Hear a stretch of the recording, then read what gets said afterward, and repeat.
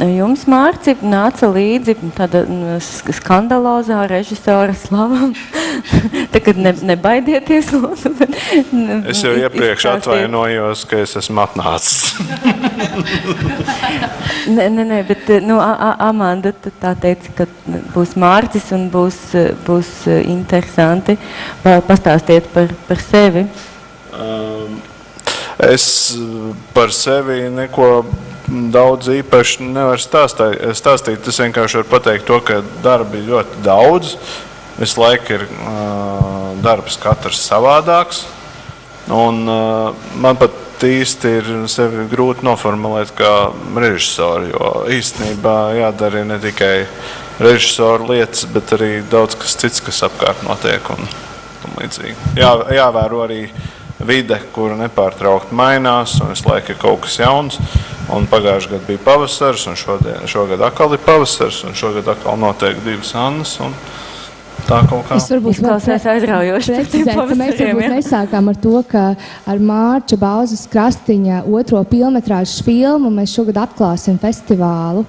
Restīvi studentu skata gan ir pirmdiena, un tad vēl ir semināri, bet trešdien, 25. maijā, mēs atklājam festivālu ar milzu vērienu, kurā tiks demonstrēta Mārča filma, kas ir gandrīz 2 stundas gara koncerta filma, restīvi nofilmētas koncerts. Un mēs esam ļoti priecīgi, ka mēs kā īsfilmu festivāls mēs varam sākt pasaulē jau iemītu taciņu praksi, ka mēs demonstrējam jauno režisoru, daudzsološo režisoru 1., 2. pilnmetrāžas filmas. Tādā. Kas tas par koncertu? Ko jūs filmējāt? No kā sanāca filma? Lieta tāda, ka viss tas sākās ar tādu lielu neizpratni. Īstenībā arī tā neizpratni simbolizē zināmā mērā visu to, kā tas notika. Bet tanī pašā laikā filma ir proti viens koncerts, ko mēs diezgan ātrā laikā noorganizējām, es un mani draugi. Paldies liels maniem draugiem un atbalstītājiem, jo īstenībā šis te koncerts pats par sevīm ir milzīgs notikums priekš manā emocionālajā pasaulē, tāpēc, ka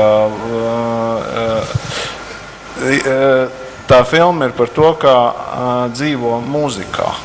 Proti, notiek darbība uz skatuves, un šī skatuve var redzēt, kā rodas skaņa tajā filmā. Un ne tikai tas, tur ir redzams arī vizualizācijas, kuras ir pakārtotas kompozīciju nosaukumiem pārsvarā, tā varētu teikt. Es piebildīšu, ka filma gaida tikai savu pirmizrādi, bet mēs bijām ārkārtīgi patīkami pārsteigti jau skatoties Mārča filmu tapšanas procesā, cik viņa ir ļoti, varētu teikt, tāda atraktīva un saistoša, un Latvijas kino, es varbūt gribētu pat teikt, nebijis fakts, ka tas ir ne tikai nofilmēts koncerts, kas Mārcim varbūt pašam ir, kā viņš teica, emocionāli būtisks, bet ka viņš šo pārvēršot filmā, viņš jau to paceļ augstāk, viņš to padara par tādu, kā vispār, kā viņš teica, kā rodās skaņa, par tādu kā mākslas faktu, un filma savā ziņā ir, es nezinu, vai drīkst varbūt lietot to vārdu psihedēliska, ka tas ir savā ziņā, mēs tā kā runājam arī pirms tam, ka tas ļoti atsauc atmiņā to, kas kino un mūzikā tika darīts pagājušā gadsimta 60. gados Amerikā un citur Eiropā tādu filmu vai koncertu vizualizācijās kā Woodstocka vai Led Zeppelin koncerti, kuri ir pārvērtušies, kuri ir ne tikai vienkārši kā koncerta ieraksts, bet kur jau kalpo par kino vēstures sastāvdaļām būtībā. Un ļoti interesanti, ka Mārcis, nezinu, apzināti vai neapzināti, kaut kādā veidā ir ļoti tā kā atsaucās, ļoti tuvu viņa filma ir tāda veida darbiem. Sakiet, lūdzu, vai tas būtu uztverams tā, ka tas ir tāds kā es saprotu, nē, ka tas nav vienkārši tāds formāls tāds mēģinājums, tāds kā studiju darbs, nu, kaut kādā tādā formātā padarboties, ka tas ir tāda patiesa interese, par ko jūs prāt tas liecina, nu, vai ar kaut kādiem procesiem mūsdienu sabiedrībā varētu būt, ka tas sasaucas. Tā interese, nu, kurai bija, nu, es domāju, ka visiem zināms fonds, nu, notikumu tāds fonds tajā 20. gadsimta 60. 70. gados. Jā, pakomentējiet šo aspektu, lūdzu. Varbūt Mārcim jājautā vairāk sakarā ar tavām muzikālajām interesēm. Nu, jā. Varbūt pastāst par savu tā kā backgroundu vairāk. Nu, lieta tāda, man jau kopš mazām dienām vienmēr ir patikusi mūzika un visādi mūzikas instrumenti un tam līdzīgi.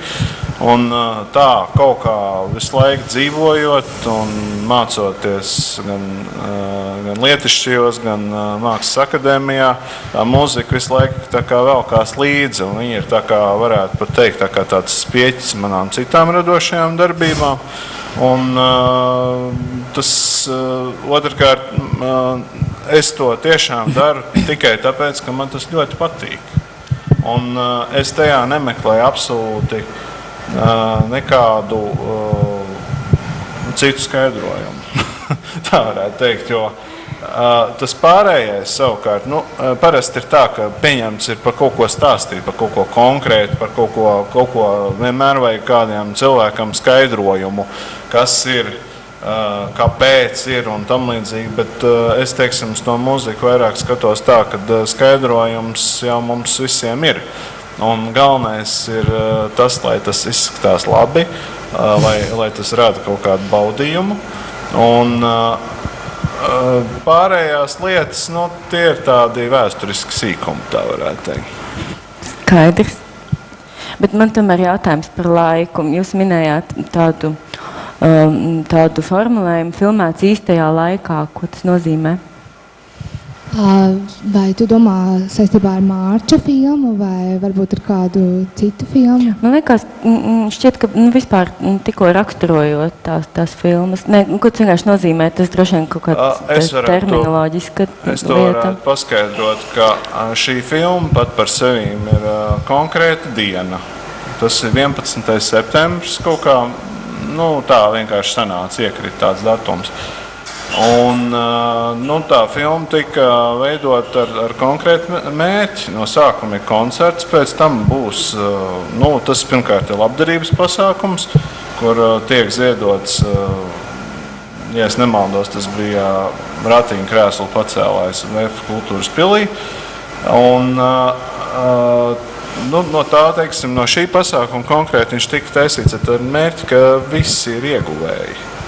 Nē, bet īstajā laikā es domāju drīzāk tā, ka tā bija koncerts, respektīvi tas nav, respektīvi īstajā laikā varot īsi paskaidrot, ka tas nav inscenējums, tā arī Mārcis, kā viņš, kad veidoja savu koncertu, viņam, respektīvi tie ir mūziķi, dzīvā mūzika uz skatuves, kur viņš paralēli filmēja ar daudzām kamerām, un, respektīvi, tas notikums bija ārkārtīgi vienreizējs, unikāls un neatkārtojams, un filma, kur viņš ir izveidojis, tas ir vairāk tā kā viņa tā kā autora uzslāņojums, kas rodās pēc tam, bet tas ir tas īstais laiks attiecībā uz Mārču. Skaidrs, jā, sapratu.